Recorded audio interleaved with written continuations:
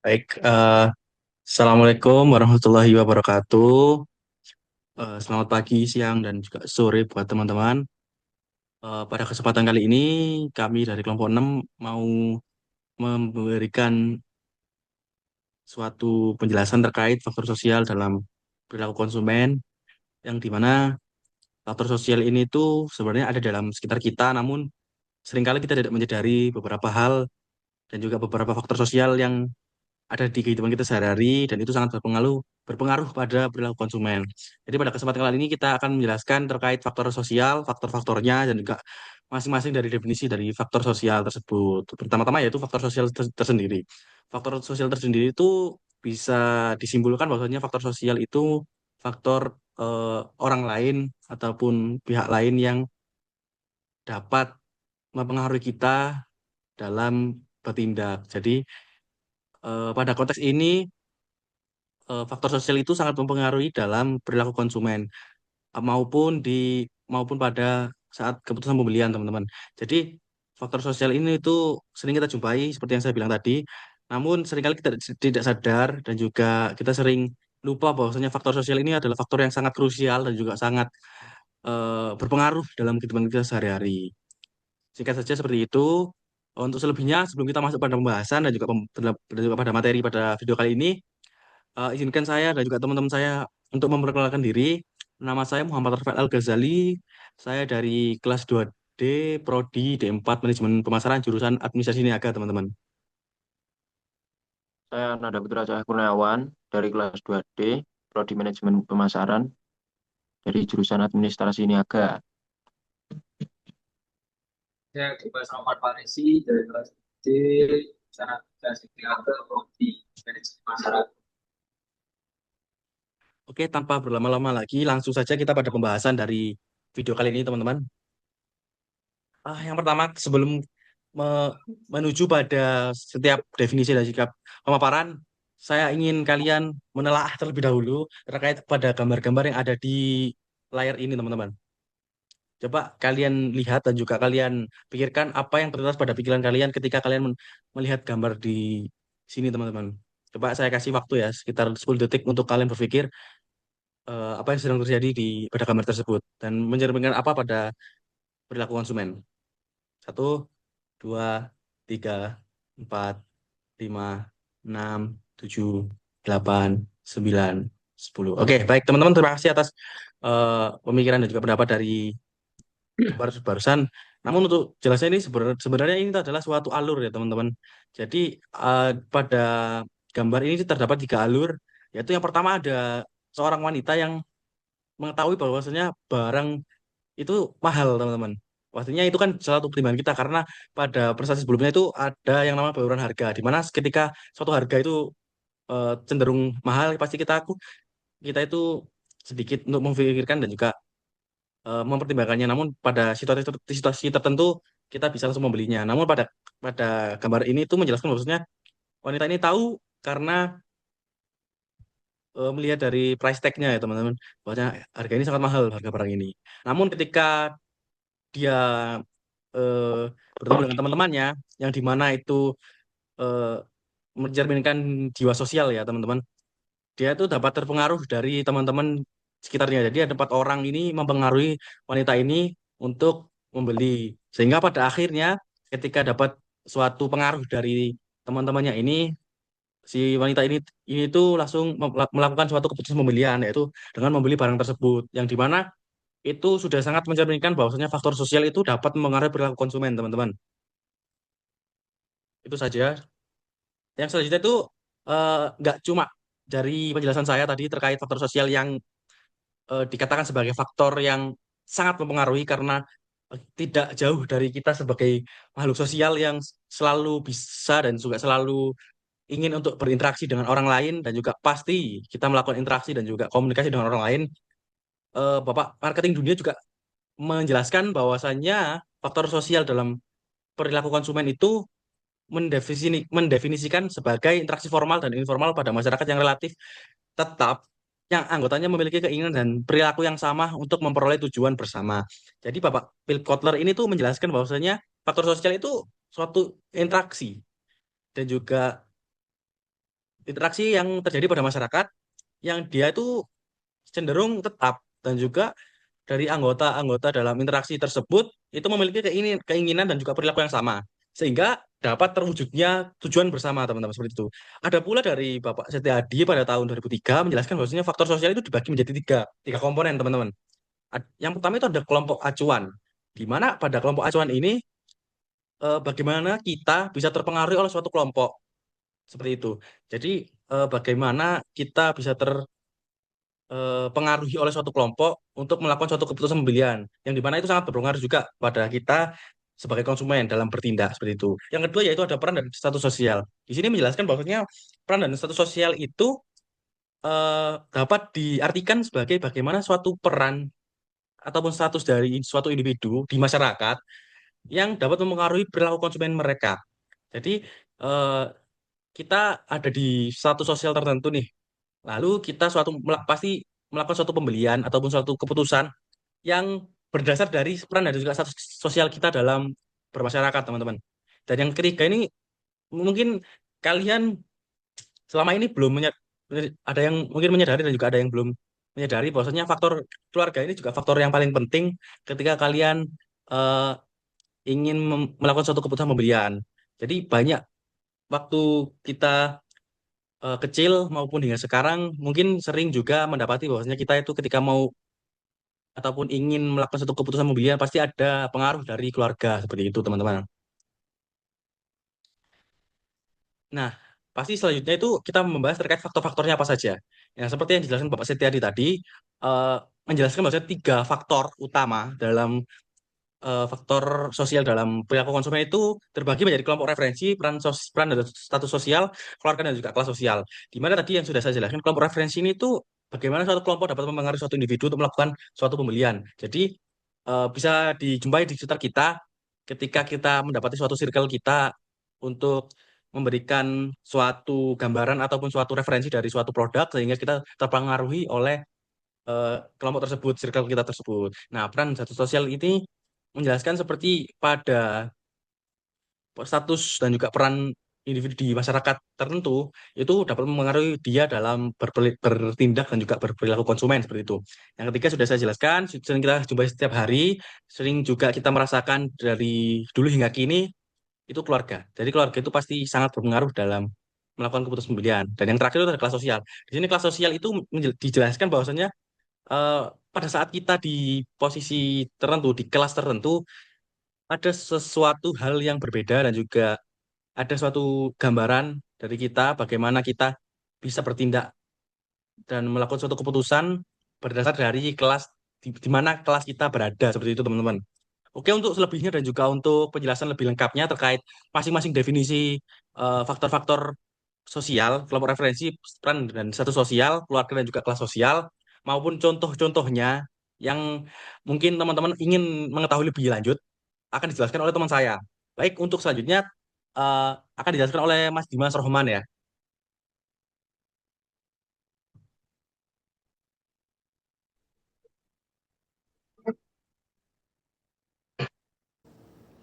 Oke, terima kasih atas penjelasannya Mas Rafael terkait definisi dan faktor-faktor yang ada di faktor sosial.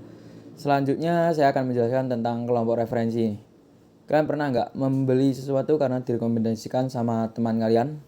Entah itu skincare, sepatu, atau mungkin outfit kuliah kalian. Nah, kalau kalian pernah begitu, artinya kalian sudah kena pengaruh nih dari yang namanya kelompok referensi. Dalam perilaku konsumen, kelompok referensi adalah sekelompok orang yang bisa memengaruhi cara kita berpikir, bersikap, dan membeli sesuatu. Simpelnya, ini adalah orang-orang sekitar kita yang tanpa sadar mengarahkan selera dan pilihan kita. Mulai dari teman, keluarga, komunitas, sampai influencer di media sosial, semuanya bisa jadi kelompok referensi. Nah, menurut Kotler dan Armstrong tahun 2021, kelompok referensi berperan sebagai pembentuk opini dan perilaku konsumsi barang. Mereka bisa memberikan pengaruh secara langsung. Misalnya, ketika teman kita memberi saran atau rekomendasi. Seperti ketika kita hanya melihat gaya hidup orang lain dan ingin menirunya, pengaruh kelompok referensi ini bisa muncul kapan saja dan dari mana saja. Kelompok referensi sendiri dibagi menjadi beberapa kategori. Yuk, kita bahas satu persatu agar kalian bisa tahu nih, kalian sering terpengaruh dari kelompok yang mana. Yang pertama yaitu kelompok primer. Ini adalah orang-orang yang paling dekat dengan kita, seperti teman sebangku, sahabat, pasangan, atau keluarga. Mereka sering memengaruhi keputusan kita karena interaksi yang terjadi hampir setiap hari. Misalnya, teman kamu baru beli tas kuliah yang lucu nih. Lalu kamu bilang, wah beli di mana tuh? Aku juga mau nih. Tanpa sadar, kamu ikut beli barang yang sama karena ingin terlihat kompak atau karena percaya rekomendasinya. Nah, ini contoh pengaruh langsung dari kelompok primer. Selanjutnya ada kelompok sekunder. Kelompok ini nggak terlalu dekat, tapi punya pengaruh. Seperti teman satu KM kalian, teman komunitas kalian, atau teman organisasi kampus kalian. Misalnya, kamu ikut UKM futsal, terus lihat teman satu tim pakai jersey baru yang keren. Karena jadi kepikiran beli juga, biar kelihatan kompak saat di lapangan.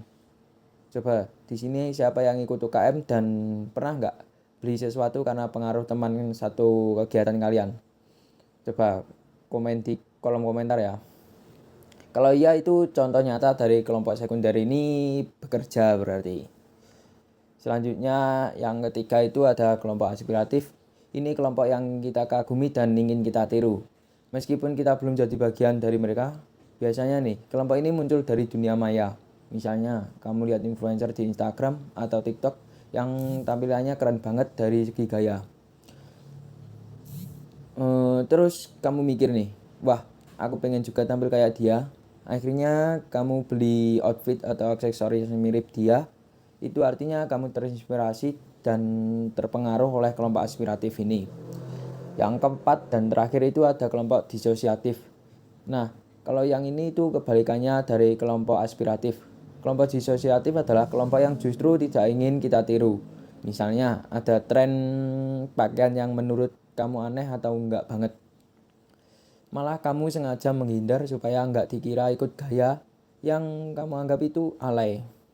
Artinya pengaruh kelompok referensi ini nggak selalu membuat kita meniru, kadang malah membuat kita menjauhi dari gaya tertentu. Jadi teman-teman, sadar atau enggak, setiap hari kita itu dipengaruhi oleh berbagai kelompok referensi ini. Mulai dari teman dekat kalian, kelompok UKM kalian, sampai influencer di media sosial. Mereka semua punya peran penting dalam membentuk selera, kebiasaan, dan keputusan pembelian. Coba sekarang pikir sebentar, barang terakhir yang kalian beli itu kena pengaruh siapa? Temankah, influencer, atau mungkin pacar kalian? Coba kalian komen di kolom komentar ya. Nah, apapun jawabannya, pengaruh kelompok referensi nggak bisa dihindari. Karena manusia pada dasarnya adalah makhluk sosial yang ingin diterima dan diakui di dunia pemasaran. Jadi lain kali kalau kalian pengen beli sesuatu itu coba tanya di diri kita sendiri nih. Ini beneran aku yang mau atau cuma ikut-ikutan orang lain? Karena kadang-kadang itu keputusan belanja kita bukan cuma soal kebutuhan, tapi juga tentang siapa yang memengaruhi kita. Nah, selanjutnya akan dibahas nih oleh Mas Nanda.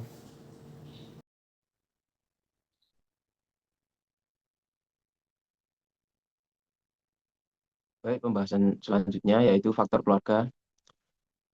Karena dalam kehidupan sehari-hari kita, orang yang paling dekat dengan kita adalah keluarga, maka dari itu keluarga sangat berperan mempunyai impact atau pengaruh yang sangat besar teman-teman dalam keputusan pembelian suatu produk. Menurut Shipman dan Rosenblit pada 2019 menekankan bahwa keluarga merupakan organisasi yang sangat fundamental dalam mempengaruhi perilaku konsumen. Seperti contoh nih, ada anak kecil yang dikasih uang saku oleh orang tuanya dan uang saku tersebut dibelikan eh, suatu produk yang namanya ale-ale dan itu pembeliannya secara rutin ataupun setiap hari. Terus suatu saat orang tua anak tersebut mengetahuinya, lalu anak tersebut dimarahi. Ale-ale terus, nanti batuk. Dari situlah anak seorang anak tadi itu berpikiran kalau sering membeli suatu produk itu akan setiap hari dimarahi oleh ibunya. Maka dari itu, anak tersebut mengurangi pembelian alih-alih. Bisa jadi seminggu sekali, ataupun 3 hari sekali, ataupun bahkan tidak lagi membeli produk tersebut. Faktor keluarga sendiri dibagi menjadi dua, teman-teman. Yang pertama ada keluarga orientasi, atau disebut keluarga asal. Yang selanjutnya ada keluarga progresi, atau disebut keluarga yang membentuk atau yang menentukan. Apa sih keluarga orientasi? Keluarga orientasi berperan sebagai membentuk nilai-nilai dasar, preferensi makanan, dan pola konsumsi yang terbawa dari kecil hingga dewasa.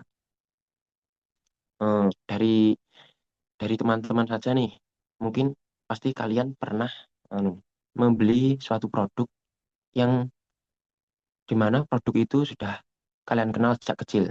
Coba komen apa itu produknya dan apa keenakannya dah, atau keunikannya, atau mengapa kalian suka dari kecil hingga sekarang. Dan menurut Nielsen sendiri pada 2023, eh, terdapat 68% anak muda masih sering membeli produk yang dikenal dari kecil hingga sekarang, hingga dewasa. Selanjutnya ada keluarga progresi, di mana keluarga progresi ini berperan memberi keputusan pembelian melalui diskusi atau direncanakan oleh keluarga tersebut.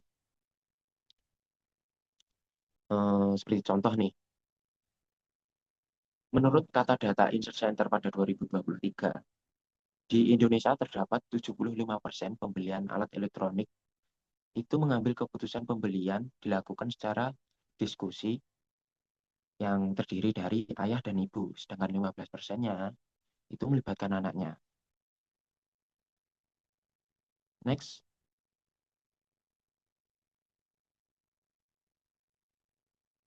Nah, selanjutnya kita akan membahas peran dan status sosial. Menurut Solomon, menjelaskan bahwa produk dan merek seringkali berfungsi sebagai status simbol yang mengkomunikasikan posisi sosial seseorang. Sehingga kita pasti sering melihat seperti contoh orang kaya yang membeli suatu produk yang bermerek atau produk yang mahal, merek yang mahal, sebagaimana digunakan untuk mengkomunikasikan posisi sosial mereka. Nah,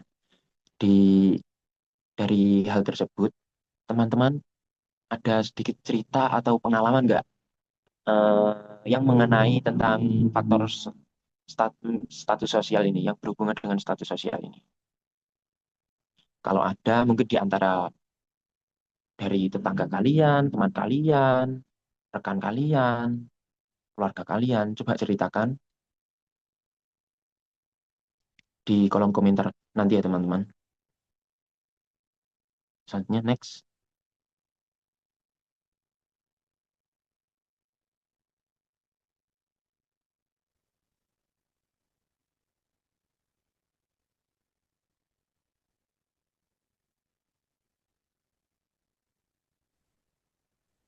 Nah, untuk selanjutnya nih, saya akan menjelaskan tentang kelas sosial. Coba deh kalian bayangkan, ada seseorang yang setiap akhir pekan itu selalu jalan-jalan ke mall besar, beli baju-baju di brand toko ternama, dan ngopi-ngopi di cafe hits. Tapi di sisi lain, ada juga nih yang lebih suka belanja kebutuhan di Indomaret atau Alfamart karena praktis dan banyak promonya. Dan ada pula yang setiap minggu pasti ke pasar tradisional buat belanja sayur karena bisa nawar dan harganya itu lebih murah. Nah, dari perbedaan gaya belanja itu sebenarnya kita sedang melihat perbedaan kelas sosial kita dalam masyarakat. Nah, menurut Kotler dan Armstrong tahun 2021, kelas sosial adalah pembagian masyarakat yang relatif homogen dan permanen, di mana setiap anggotanya memiliki nilai minat dan perilaku yang serupa. Kelas sosial ini terbentuk dari beberapa faktor seperti pendapatan, pekerjaan, tingkat pendidikan, serta gaya hidup seseorang.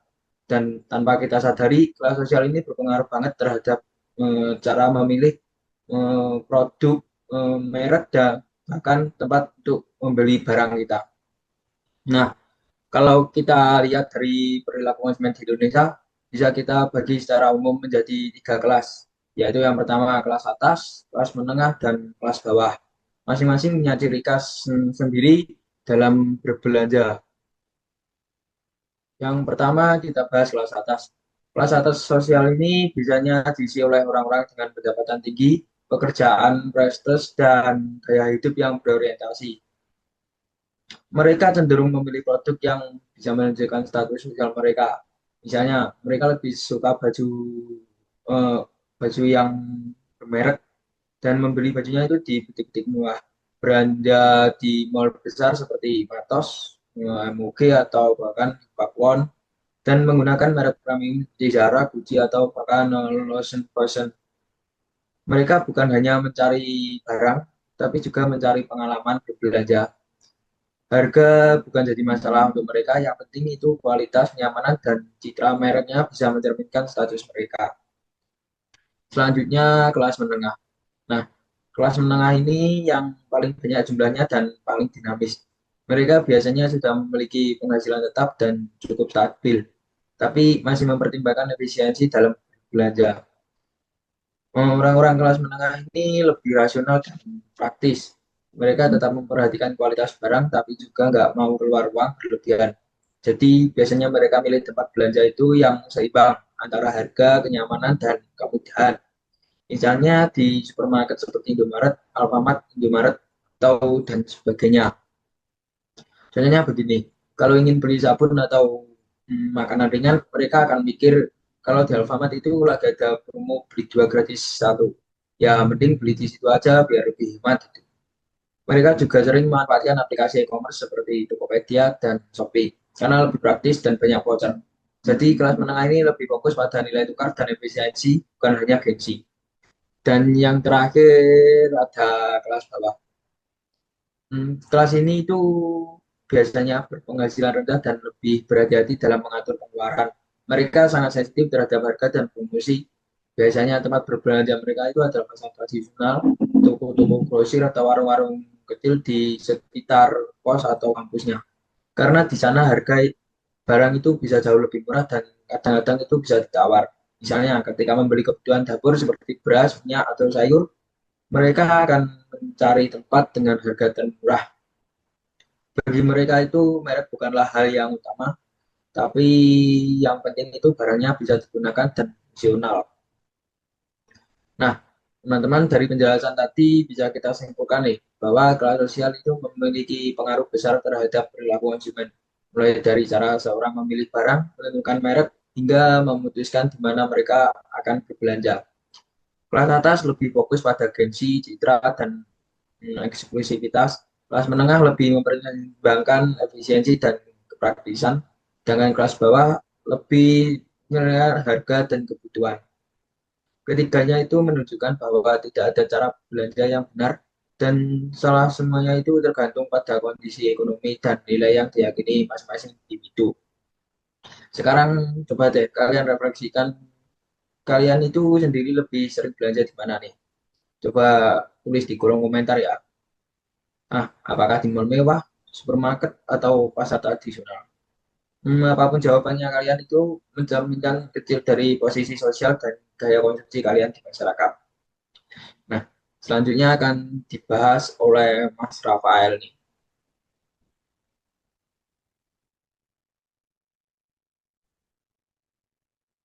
Oke, baik. Baik, ini kenapa kita memberikan suatu poin kesimpulan ini kosong ya teman-teman ya.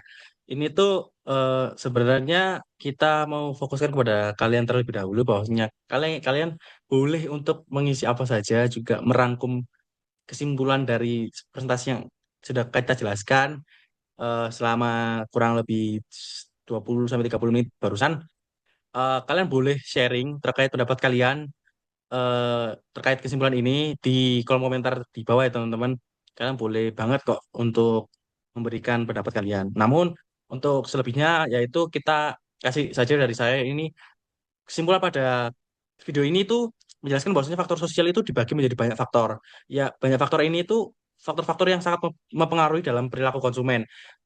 Dan juga faktor-faktor ini juga yang sering kita jumpai. Pertama tadi faktor pertama yaitu keluarga, kelompok referensi ataupun kelompok acuan, di mana kita itu sering menyadari bahwasanya ada definisi empat kelompok yang itu sebenarnya ada di sekitar kita, cuma kita nggak sadar bahwasanya itu sangat berpengaruh kepada kita. Lalu yang kedua itu peran dari satu sosial sudah dijelaskan tadi bahwasanya peran dan satu sosial kita itu sangat mempengaruhi bagaimana cara kita berpikir, cara kita mengambil keputusan itu juga sangat dipengaruhi ya teman-teman. Terus yang ketiga tadi dijelaskan bahwasanya keluarga. Keluarga dibagi menjadi dua, keluarga asal dan juga keluarga prokreasi, di mana setiap definisi dan juga setiap arti itu memiliki karakteristik yang berbeda ya teman-teman. Dan mungkin nggak tahu dari teman-teman di sini itu termasuk dalam keluarga yang mana. Dan juga yang terakhir tadi ada kelas sosial yang dijelaskan bahwasanya ketika kita berada di suatu kelas kita itu lebih sensitif dan juga lebih ke arah mana dan juga apa yang menjadi permasalahan kita dan juga bagaimana caranya kita itu mengambil keputusan teman-teman. Jadi itu saja yang dapat kami sampaikan. Eh, Cukup sekian. Jika ada kesalahan maupun dalam perbuatan maupun ucapan, ya memang selayaknya kita sebagai laki-laki ya teman-teman, kita memang serba salah dan juga wanita itu pasti maha benar ya teman-teman. Jadi, namun pada kesempatan kali ini izinkan kami pamit. Terima kasih atas perhatian dari teman-teman. Mungkin untuk segala pertanyaan yang dikeluh kesahkan oleh teman-teman, boleh saja langsung di share di kolom komentar dan juga bisa dituliskan apakah selama ini kalian termasuk pada faktor yang mana? Apakah faktor apakah faktor keluarga ataupun faktor kelompok acuan, faktor peran dan sosial ataupun kelas sosial atau kalian semuanya. Oke, terima kasih ya teman-teman atas perhatiannya. Sekian dari kami dicukupkan. Sampai jumpa di lain kesempatan. Wabillahi taufik. Terima kasih banyak atas perhatiannya. Semoga dapat membantu teman-teman dalam mendeskripsikan dan juga mendefinisikan terkait faktor sosial apa yang dialami teman-teman di sekitar kita yang dapat mempengaruhi perilaku konsumen seperti itu ya. Oke, terima kasih banyak. Wassalamualaikum warahmatullahi wabarakatuh. See you in another video.